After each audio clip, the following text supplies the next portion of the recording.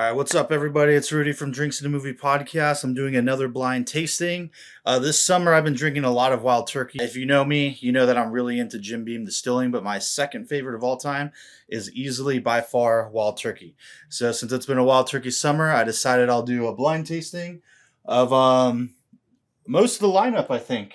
I do not have the single Rickhouse in this. I decided to keep that out because I feel like it's basically unattainable. But what we've got is Wild Turkey Kentucky Spirit. So this is the single barrel version of the 101.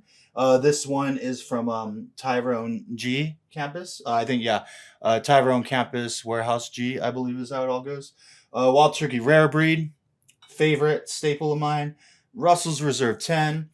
Just regular Russell's Reserve single barrel. I've got a lot of store picks of Russell Reserve bourbon, but I figured I'll just go with the regular single barrel that you can get everywhere.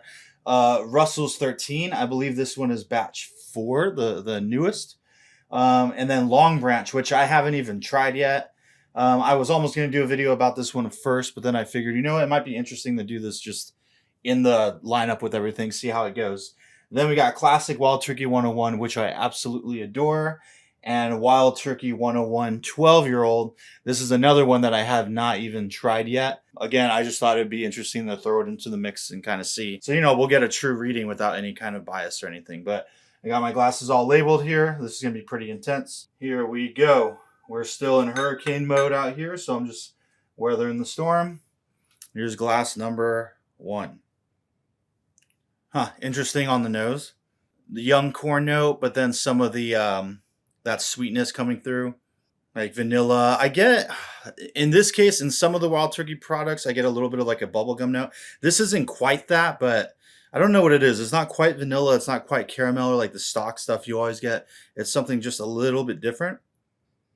Not sure what that is on here. I gotta say, now that I think about it, like 8 of these in a row, sorry, I don't know if this blind's gonna work out. This is gonna be like really intense and hard to do. And I try to do small pours too. This one's maybe a little too little. I had somebody pour it and write everything down for me, so I wouldn't know because I don't want to just mix it up. But anyway, we'll see. Here we go. Wow, this almost has like a grape note to it. It's good. Front of the palate's good. Back of the palate's good. It almost has like a sour grape candy kind of note. I mean, sour is probably not the best way to say it. Let's just say like a grape candy kind of note. But with that Wild Turkey sweetness that I mentioned before. Yeah, okay, that's good. A little sour grape or a grape note on glass 1 with that typical Wild Turkey sweetness. Glass 2. This is even smaller. All right. I should have gave them a jigger. All right. Really good nose coming through. Again, that sweetness. I'm just going to call it Wild Turkey sweetness, whatever that is. Yeah, not wildly different from the first glass. The first one maybe has a little bit more of like a youthful note to me. I think like this kind of cornish whiskey taste. I'll be really embarrassed if it ends up being one of the older versions, but here we go, glass 2. Pretty light. That sweetness comes through. Typical kind of bourbon note. Light on the front, which is a note I always get on Russell's 10, so I wonder, I'm going to have to remember that if glass 2 is Russell's 10. That always sticks out to me. I just feel like very thin, almost watery on the front of the palate, and then everything comes at you in the back palate. That's always been my thing with Russell's 10, at least most of the time. But yeah, okay. Third one's also good. I don't know how I'd rank those ones yet. This nose is good. This comes out with like a little more vanilla on the front, a little more spice, like a pepper spice. Dang, Wild Turkey Summer. Here we go, glass 3. Interesting. Quite different. This one's darker. Still, that's weird. It's still kind of light on the front of the palate, but a little more rich in the mid-back palate. Yet goes down really smooth. The finish is pretty short, though. This one dissipated like really quickly. It almost has like a darker flavor. I can't explain it. Usually when I think darker, I think more of like the darker chocolatey, sometimes dark berry, kind of notes like that, like sweet oak and whatnot. This, I'm not too sure. I don't know. Glass 3. I guess right now I'll say 1's favorite so far, then 2, then 3. So they're in their order. Let's say that. Here's glass 4.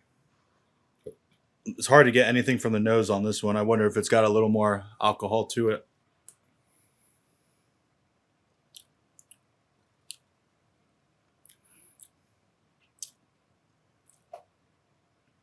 That's good. Now that still has kind of a light note to it, but is consistent from the front of the palate to the back of the palate. It is still rich while being very smooth, not super alcohol forward. And this has those dark flavors I mentioned before, like a little more of like almost a cocoa, like chocolate kind of vibe. I don't know, like a darker, maybe burnt caramel kind of thing. The nose isn't like, I can't really pick anything out of the nose though. It just smells like, nah, I don't know. That's good. Let's say right now, 4 in first place, then 1, 2, 3. Yeah, kind of dark, but like super smooth. That one doesn't have a lot of proof on it, I don't think. I will say too that the Longbranch, the Russell's 13 Batch 4, and the Wild Turkey 101 12-year-old are fresh cracks, so that may have an impact on it. They haven't gotten any airtime besides being here, whereas everything else has been open for a while. Oh, also the Wild Turkey 101 too. I just got this bottle because I finished my other one fairly recently, so that's a fresh crack as well. So here we go, glass 5. Again, it's getting harder and harder for me to decide anything off the nose. More of that vanilla. Yeah, here we go. Good, but nothing's really sticking out to me and like popping in that one. 5, interesting. So let's say right now 4, 1, 2, 3, 5, and maybe I'll actually put these. I'll switch them so they're in that order because I'll definitely forget. So, all right, this one has a little more fruit on the nose, like some cherry, grape. I think I remember saying there was a grape note on glass 1. That was interesting. Almost like a medicinal kind of sour note. A little bit of oak. This one definitely lingers a bit more. I'm not crazy about the flavor though. I don't get like nice, good, sweet, rich notes. This is one that right now just okay. It tastes like whiskey. I'm not really picking anything out on the palate. Interesting. Crazy too. So the Russell's 13 is a barrel proof. That's 114.8 proof. Rare breed is I think 116.8, and then the single barrel Russells are 110 proof. But so far, like nothing seems that like it jumped. I thought that maybe it'd be a little obvious, like I would get to a barrel proof one and it'd be like way more intense than everything else. But there really isn't. Like, and we've got a range from like a lot of 101 into I think the Russell's 10 is like 90, 95, something like that. And then this is 86. So I guess we'll find out. Here we go, glass 7. Hopefully I didn't speak too soon. I can't like get anything off this. I don't know if my nose is dying or what, but I can't smell anything. Weird.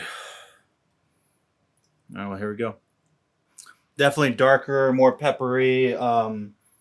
Shit, see, I'm already forgetting the rank here. Maybe I'll put this in front of 5. Darker, more peppery, a little more of like a spice. Yeah, I don't know. I mean, again, I'm not an expert taster. I'm just like a regular guy. So if you're expecting like wild Fred Minnick deep dive notes, I'm just a regular person. So, but hopefully that's good for some people to watch. You know what I mean? I like what I like. I'm not going to bullshit anything. I'm going to keep it real.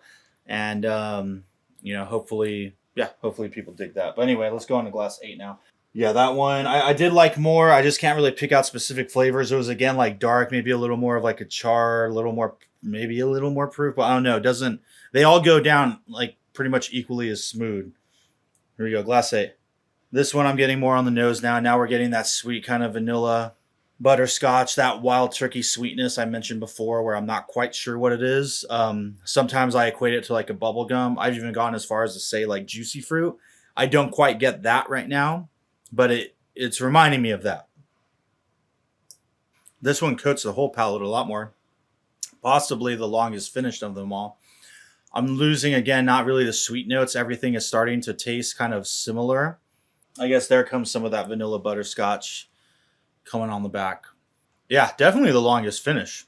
And again, interestingly enough, man, this might... All right, so I'll put this in first right now. And again, we got to like go through these all again. I'll be honest, I definitely bit off more than I can chew here, but hopefully you're bearing with me anyway. So let me chill out for a second, and then I'm going to run through it in a reverse order.